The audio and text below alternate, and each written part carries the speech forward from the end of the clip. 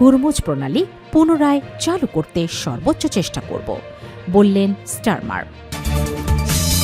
অস্থায়ী নয়, স্থায়ী যুদ্ধের অবসান চায় ইরান, বললেন উপপররাষ্ট্রমন্ত্রী। হুরমুজ থেকে মাইন অপসারণে লিটোরাল কমব্যাট শিপ ব্যবহার করছে যুক্তরাষ্ট্র। সর্বশেষ জানাব, হুরমুজ নিয়ে 40 দেশের ভার্চুয়াল বৈঠক ডাকল যুক্তরাজ্য, ফ্রান্স। শিরোনাম শুনলেন, এবারে বিস্তারিত। হুরমুজ প্রণালী পুনরায় চালু করতে সর্বোচ্চ চেষ্টা করব, বললেন স্টারমার। ইরান যুদ্ধের প্রভাব কমানো এবং হুরমুজ প্রণালী পুনরায় চালু করতে সর্বোচ্চ চেষ্টা করবে যুক্তরাজ্য বলে জানিয়েছেন দেশটির প্রধানমন্ত্রী কিয়ার স্টারমার। শুক্রবার 17 এপ্রিল প্যারিসের এলিসি প্রাসাদে ফ্রান্সের প্রেসিডেন্ট ইমানুয়েল ম্যাক্রোর সঙ্গে বৈঠকের আগে সাংবাদিকদের সঙ্গে আলাপকালে তিনি এই মন্তব্য করেন। বিবিসির এক প্রতিবেদনে এই তথ্য জানা গেছে। স্টারমার বলেন, স্থায়ী যুদ্ধবিরতি ও সমঝোতা হওয়া উচিত এবং হুরমুজ প্রণালী খোলা থাকা উচিত। এই নীতির ভিত্তিতে দেশগুলোর একটি জোট গড়ে তোলা খুবই গুরুত্বপূর্ণ। তিনি আরও বলেন, এটি আমাদের সবার স্বার্থে জরুরি, কারণ ইরানের যুদ্ধ যা ঘটছে তা আমাদের প্রত্যেকের অর্থনীতিকে প্রভাব ফেলছে। এ কারণেই দেশগুলো একত্রিত হচ্ছে। যুক্তরাজ্যের প্রধানমন্ত্রী বলেন, এটি বাস্তবায়নে কূটনৈতিক ও রাজনৈতিক উদ্যোগ দরকার, সরবরাহ ও অর্থনৈতিক সমন্বয় দরকার, পাশাপাশি কিছু সামরিক পরিকল্পনাও প্রয়োজন। আজ আমরা সেটি করতে একত্রিত হচ্ছি। অস্থায়ী নয়, স্থায়ী যুদ্ধের অবসান চায় ইরান, বললেন উপপররাষ্ট্রমন্ত্রী।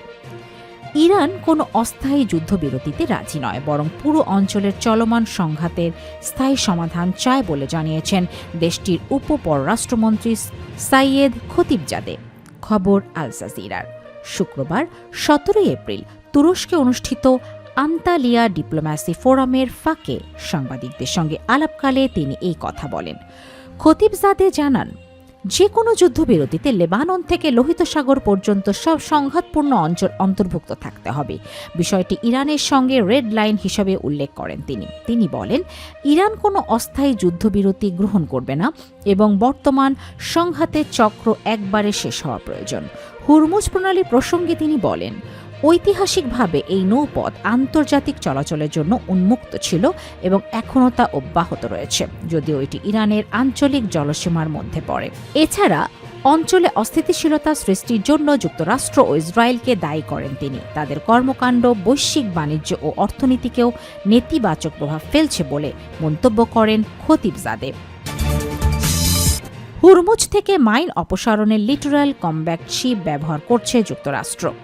গুরুত্বপূর্ণ আন্তর্জাতিক বাণিজ্য জলপথ হুরমুজ প্রণালী থেকে মাইন অপসারণের লিটোরাল কমব্যাট শিপ নামে নতুন এক ধরনের যুদ্ধজাহাজ ব্যবহার করছে মার্কিন নৌবাহিনী। বৃহস্পতিবার এক প্রতিবেদনে এসব তথ্য জানিয়েছে ব্রিটিশ বার্তা সংস্থা রয়টার্স। ঐতিহ্যগতভাবে মার্কিন নৌবাহিনী জলমাইন অপসারণের জন্য মানবচালিত মাইন সুইপিং শিপ ব্যবহার করে থাকে।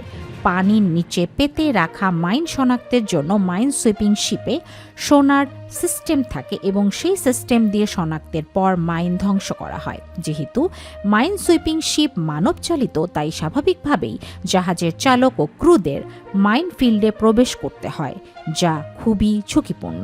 তবে লিটোরাল কমব্যাট শিপে সেই ঝুঁকি নেই। হালকা বা লাইটার ধরনের এই জাহাজটি পরিচালিত হয় রিমোট কন্ট্রোল রোবটদের দ্বারা। মাইন শনাক্ত থেকে ধ্বংস করা পর্যন্ত যাবতীয় কাজ হয় রোবটদের মাধ্যমে, তাই সেনাদের আর মাইন ধ্বংসের জন্য মাইনফিল্ড প্রবেশের প্রয়োজন থাকে না। তাদের প্রধান কাজ তখন হয় দূর থেকে রিমোট কন্ট্রোলের মাধ্যমে রোবটগুলো নিয়ন্ত্রণ করা। হুরমুজ নিয়ে 40 দেশের ভার্চুয়াল বৈঠক ডাকল যুক্তরাজ্য, ফ্রান্স। অন্তত 40টি দেশের নেতাদের নিয়ে যুক্তরাজ্য ও ফ্রান্স একটি ভার্চুয়াল বৈঠকের আয়োজন করেছে আজ। বৈশ্বিক বাণিজ্যের জন্য অত্যন্ত গুরুত্বপূর্ণ বলে বিবেচিত নৌপথ হুরমুজ প্রণালী আবার চালুর উদ্যোগ নিয়ে শুক্রবার 17 এপ্রিল এই বৈঠকে আলোচনা হবে। CNN-এর এক প্রতিবেদন থেকে এই তথ্য জানা যায়।